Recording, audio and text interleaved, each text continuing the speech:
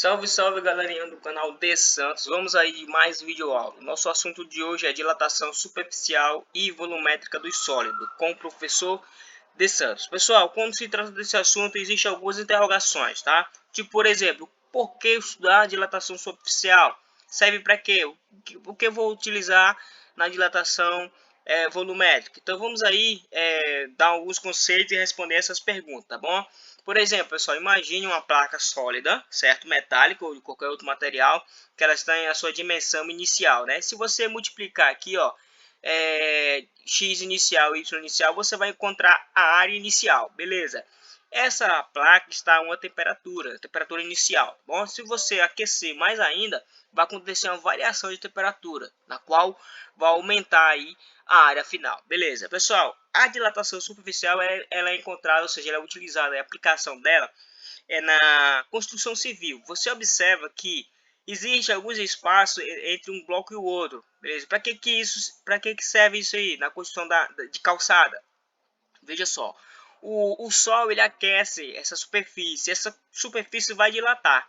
Então, a tendência dessa dilatação é aumentar aqui o comprimento e a largura. Então, vai ter espaço aqui para ele ter para onde dilatar. Se não tivesse, pessoal, vai acontecer uma ruptura, ó, igual essa calçada aqui, entendeu? Ou seja, vai quebrar, certo? Então, uma das aplicações da dilatação superficial, beleza?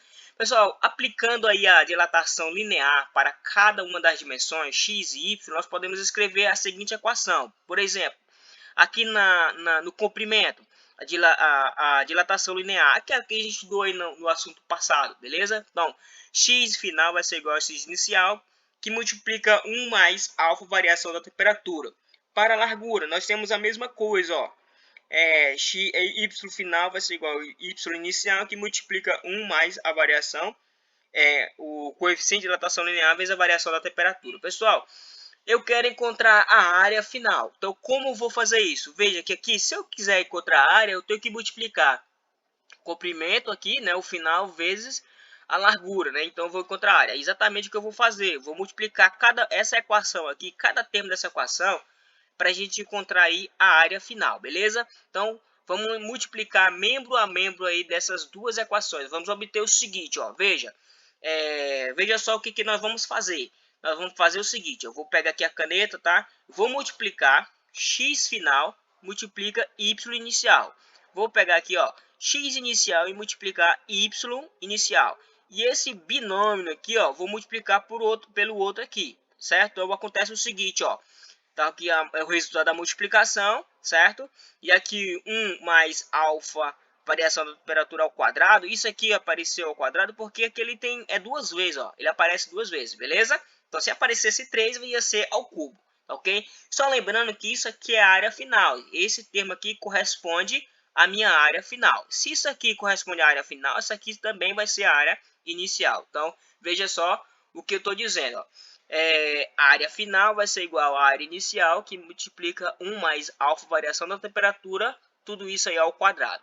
Veja só, nós vamos ter que desenvolver esse binômio aqui, tá? Porque esse termo ao quadrado ele vai dar um pouquinho de trabalho. Então, para nós encontrarmos aí a equação da área final em função da variação da temperatura, sem esse ao quadrado aí, beleza? Então, veja só como é que vai ficar. Então, como aí é o quadrado da soma, nós vamos desenvolver o quadrado da soma é o quadrado do primeiro, mais duas vezes o primeiro e o segundo termo, mais alfa ao quadrado, a variação da temperatura ao quadrado, beleza? Então, esse termo aqui que está ao quadrado, a gente despreza ele. Por que ele é desprezível? Porque ele vai dar um valor muito pequeno, ou seja, não vai dar, para nossos cálculos aqui, ele não vai interferir, né, na hora da multiplicação ou soma. E observe, pessoal, que esse termo, agora, nós vamos trabalhar com ele, nós vamos substituir aqui na nossa equação, ou seja, no lugar aí de 1 mais alfa ao quadrado, mais alfa, variação da temperatura, tudo ao quadrado. Veja só como é que vai ficar, ó. Vai ficar assim, beleza? Você entendeu? Calma, que eu vou explicar direitinho aí, tá? Veja só, aqui eu tenho uma equação, né? Equação da variação da área final que em função da temperatura. Veja que aquele desenvolvimento do binômio foi para substituir, beleza? Agora veja que não está mais aqui o quadrado, certo? Porque a gente desprezou aquele termo lá, beleza? Então, nossa equação vai ser essa, certo? Então, se eu quero calcular a área final em uma dilatação superficial, eu vou utilizar essa expressão matemática, certinho? Veja só, esse 2α, ele indica o coeficiente de dilatação beta, tá? Como é que isso vai ser? Beleza, calma ainda. Calma aí que eu vou explicar para você direitinho como é que vai ser, como é que o alfa, o 2α vai ser o beta. Então, anota aí, galerinha, ó, veja, nós já encontramos aí a equação, né, que relaciona a área final em função da temperatura. Veja que o beta está aqui, certo? Esse beta significa o coeficiente de dilatação superficial. Então, esse beta ele é igual a 2α. Veja só, no lugar de 2α, anteriormente, nós estava 2α. Então, eu substituí por beta, beleza?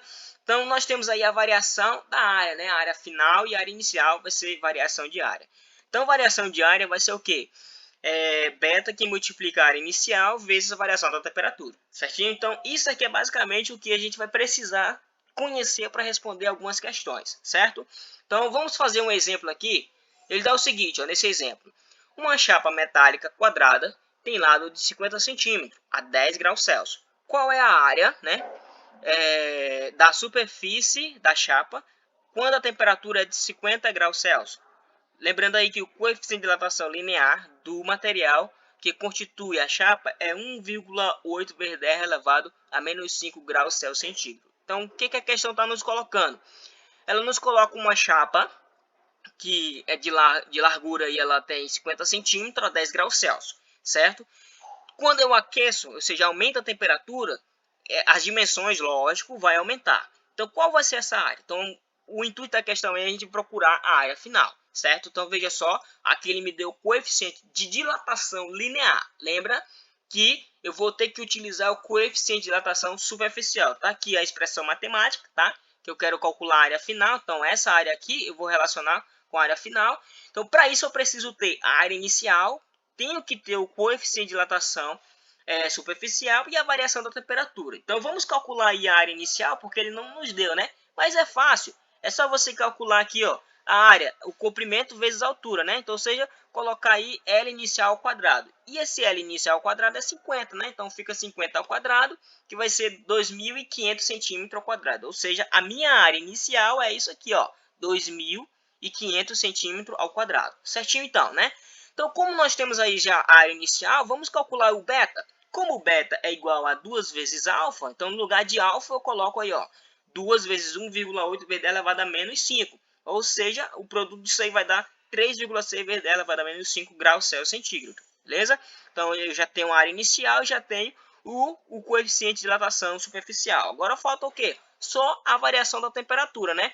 Veja só, eu já tenho aí a área inicial, vou calcular agora a área final, beleza? Utilizando essa expressão matemática, está me faltando agora só a variação da temperatura, porque o beta eu já tem. Então, variação da temperatura, você veja aí que aumentou de 10 para 50. Então, seria o quê? 50 menos 10. Então, a variação da temperatura vai ser 40 graus Celsius. Só lembrando, o beta é 3,6 vezes 10 elevado a menos 5 graus Celsius centígrado.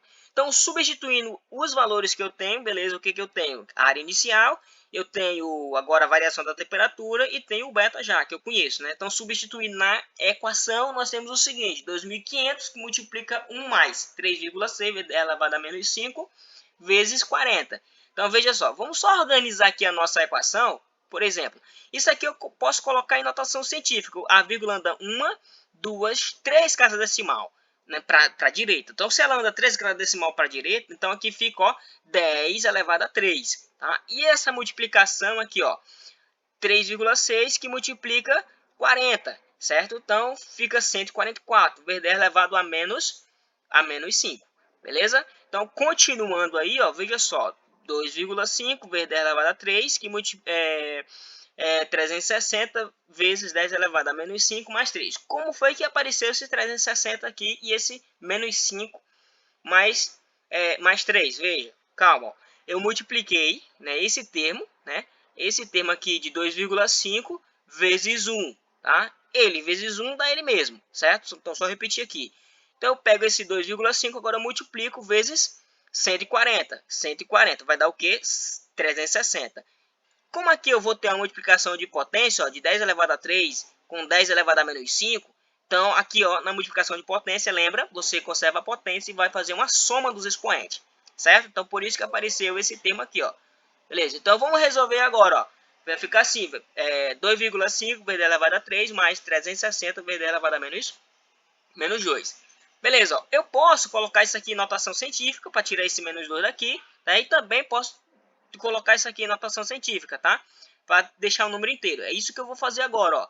Beleza, a vírgula aqui anda uma casa decimal para a esquerda. Então, se anda uma casa decimal para a esquerda, fica 3 menos 1, mais aqui a vírgula anda duas casas decimal para a direita. Então, se anda duas casas decimal para a direita, eu somo mais 2, beleza? Então, por isso que ficou aqui menos 2 mais 2, certo? Então, o que vai acontecer agora? Aqui fica 25 vezes 10 elevado a 2, que 3 menos 1 é 2. Aqui vai ficar 3,6 vezes 10 elevado a 0, porque 2 menos 2 mais 2 dá 10 elevado a 0. Então, isso aqui vai ser 1, tá? Então, fica o seguinte, ó. Fica assim. Beleza, o que foi que aconteceu? Como aqui eu tenho uma potência de 10 elevado a 2, que no caso aqui é 100, então fica 100 vezes 250, né? Ou 100 vezes 25, que dá 2.500. Isso aqui vai ficar só 3,6. Tá? Então, somando esses dois valores aí, vai ficar 2.503,6 centímetros ao quadrado. Então, essa daí é a nossa área final, beleza? Só utilizando essa expressão matemática aí. Então, continuando aí, vamos estudar a dilatação volumétrica ou cúbica dos sólidos. Calma aí, nós vamos estudar, né, coisa relacionada à água agora não, tá bom? Então, considere um bloco, né? Um bloco onde tem as dimensões iniciais. Claro que ele vai ter o volume inicial dele. Se você aquecer esse bloco, vai acontecer que essas variações aí, ou seja, o comprimento, a largura e a profundidade vai aumentar. Pessoal, dilatação volumétrica agora aqui é dilatação nas 3 dimensões, ou seja, o volume vai aumentar em função aí das 3 dimensões, certo? Então, da mesma forma aí da dilatação superficial, nós vamos aplicar, né, a lei linear para cada uma das dimensões, x, y e z. Então, nós podemos escrever as equações assim, ó. Veja, na dimensão x eu tenho uma equação linear, né? X final vai ser igual a x inicial vezes 1 mais alfa vezes a variação da temperatura. Assim também como para dimensão y e para dimensão z. Beleza? Então agora, pessoal, nós vamos multiplicar cada um desses membros aqui, ó, membro a membro, tá? Como assim? Veja só. Então, eu multiplicando, do que eu fiz lá na dilatação superficial, eu vou ter o que, ó? X final, Y final e Z final. Ou seja, isso aqui é o meu volume final. Aqui esse cálculo aqui eu fiz a mesma coisa que eu fiz lá na dilatação superficial. Só que aqui eu tenho 3 dimensões, tá? Essa aqui é só para indicar aonde é que nós vamos chegar numa equação para calcular o volume final em função da variação de temperatura. Veja só, aqui é o volume inicial e aqui eu tenho 1 mais alfa, variação da temperatura, tudo isso aqui é o cubo. Veja só, aqui é o volume final e aqui é o meu volume inicial. Ou seja, eu posso substituir esse termo aqui pelo volume final, certo? Então, veja só, minha equação fica assim, ó, volume final vai ser igual volume inicial que multiplica 1 mais alfa, variação da temperatura, tudo isso é o cubo. Veja só, da mesma forma lá da dilatação superficial, aqui na volumétrica eu vou ter que desenvolver esse termo, porque aqui não vai ficar esse 10 elevado, essa potência 3 aí, tá? Então, como fazer isso? Veja só, desenvolvendo aí o binômio, não é isso? Que está elevado ao cubo. Vamos fazer o seguinte, aqui é o cubo da soma. Ou seja, se esse cubo da soma, então fica o primeiro, né? O cubo do primeiro, certo? Mais 3 vezes alfa vezes a variação da temperatura, mais 3 alfa ao quadrado, variação da temperatura ao quadrado, mais alfa ao cubo e variação da temperatura ao cubo.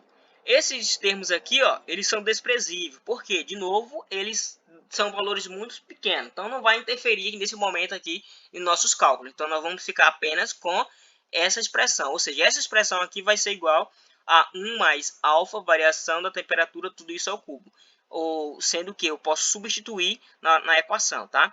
Veja que sumiu o cubo, tá? Porque eu só vou trabalhar com esse termo. Então, a minha equação, que eu vou calcular aí, qualquer volume final em função da temperatura, vai ser assim. Volume final vai ser igual ao volume inicial que multiplica 1 mais 3 alfa vezes a variação da temperatura, ok? Então, anota aí, galerinha. Veja só que a gente aprendeu de novo aí, que 3 alfa, ele indica que é um coeficiente de dilatação volumétrica. Isso aqui é o lambda, ou seja, lambda é uma letra grega que representa coeficiente de dilatação volumétrica. Então, se liga aí, dá uma lambida aí para você encontrar aí o coeficiente de dilatação linear, beleza? Então, reescrevendo aí, nós temos a equação do volume final, né, em função da temperatura, certo? Onde o lambda é igual a 3 alfa. Nós temos aí a variação do volume, que é calculado lambda vezes o volume inicial vezes a variação da temperatura, beleza? Só uma observação importante, aqui eu tenho uma proporção de alfa para beta e para lambda. Ou seja, essa proporção ela vai seguir esses valores, beleza?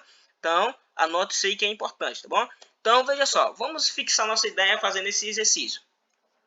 Um sólido de cobre sofre aquecimento até o seu volume ser aumentado em 0,81%. Calcule a variação da temperatura sabendo que o coeficiente de dilatação linear do cobre é 1,8 vezes 10 elevado a menos 5 graus Celsius. Beleza, então ele me deu um cubo aí de cobre que tem um volume inicial, certo? Aquecendo esse cobre, ele vai aumentar aí o volume, né? A variação do volume vai ser de 0,81% do volume inicial. Então, como calcular isso aí? Beleza, ele me deu o coeficiente de dilatação linear, né? Que é isso daí, o dilatação do cobre. Veja só que aqui eu vou trabalhar com dilatação volumétrica. Lembre que a equação é essa, né? Então tá aqui variação do volume, né? O lambda, o volume inicial e a variação da temperatura. Então o lambda ele é igual a 3 alfa. Então como o alfa é 1,8, só substituindo aí, multiplicando 3 vezes 1,8 vai dar 5,4 vezes 10 elevado a menos 5 graus Celsius. Então aí eu já tenho quem é o lambda, né? Eu já posso substituir. Mas só que está faltando quem?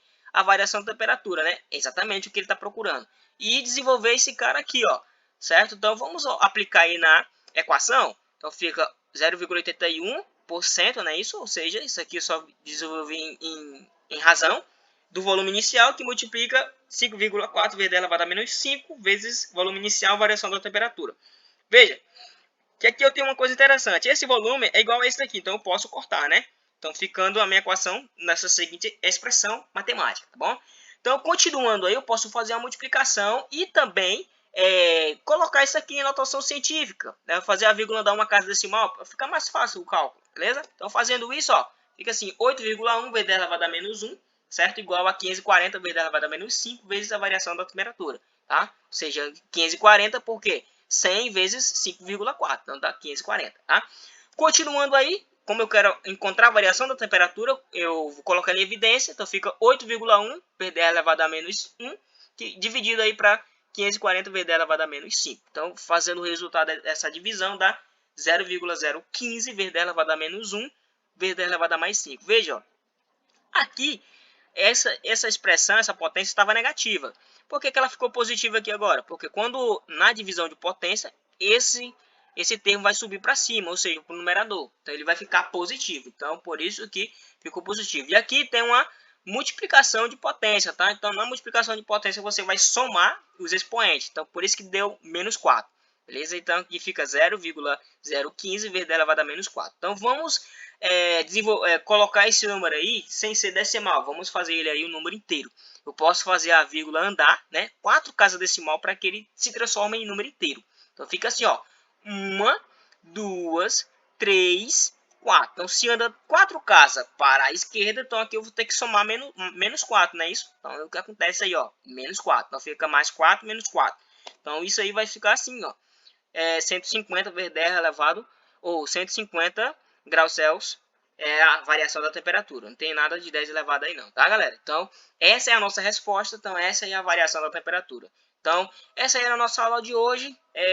Você que não é inscrito no canal de Santos, se inscreva, tá? Ative o sininho para ficar atento aí às próximas videoaulas. E deixa seu like aí para fortalecer aí o canal de Santos. Então, salve, salve e até a próxima videoaula.